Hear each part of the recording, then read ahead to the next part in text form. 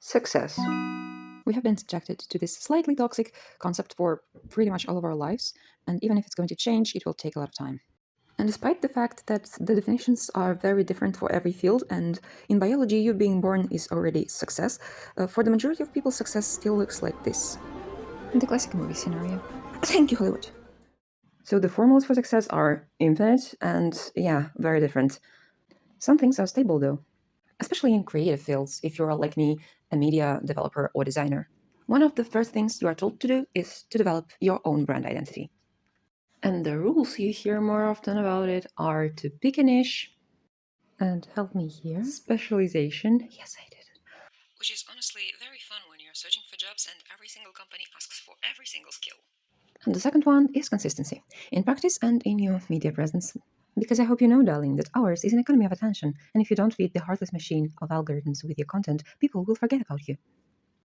So, nice, amazing, I have a problem with both. As always. Tell to a creative person to pick a niche and do one single thing for the rest of their life. Yes, welcome to the creativity grave. I would like people to stop talking about ADHD when they can't pick a niche, because curiosity is not attention deficit. And we are living in a time of incredible creative potential and curiosity. VR, AR, AI, 3D, and many other beautiful letters that carry a universe inside them. So seriously, how do you limit yourself to just one thing, instead of intertwining them and experimenting with them and learning as many as you can? So of course you can stay consistent in just one field. You have to learn everything. You have to find the most unexpected ways to connect things. Because, yeah, I'm talking about my thesis again, but connections define all of us. Connections of your mind, creating connections with the other world, and connections you create in between things thanks to the connections which are created in your mind. I mean, how amazing is that? I really didn't want to post my video on how I created the Kolhibiki game, because it was childish, full of my very silly jokes, and not so well made. It didn't match at all my super professional and dark and calm tone. And yet, unfortunately, it doesn't mean it wasn't me. Yes, I am dark and cold and sociopathic with the majority of people. But eventually, why should I be ashamed of my weirdo side? Because the connections between my different personalities make the final result. And obviously, 90% of times I hate it. But let it connect with others and you'll see. From a brief experience I've got, you never know how others will react to what doesn't seem so precious to you. And if you don't pick a niche and you experiment with everything as much as you can, that's how you create more and more connections. That's how you show all the traits of your personality. And that's how people get you. And you create connections with people. Seriously, I'm one of the most introverted people on earth, probably. Yet, sometimes a random connection can become something more than you expected and can create new connections in your brain, you know? You don't have to like people to let them inspire you. It happens to everyone talking to somebody and thinking, oh my gosh, where is this conversation even going? But eventually, get inspired from this person.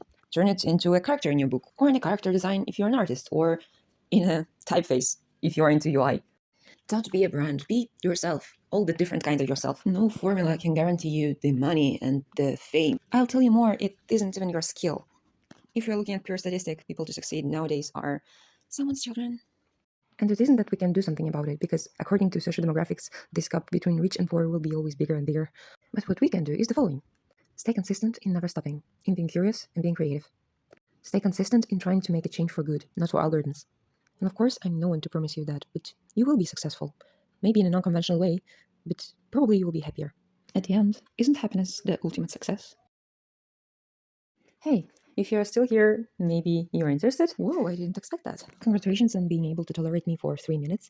And in fact, I have a confession to make. I had to make a huge cut to this video because of timing, but I would like to share more information of what I've studied and what I consider valuable knowledge, such as multimedia and artistic productions connected to biases, statistics, data, and many other things. I honestly don't need your likes and following, but I would like to know if someone is interested.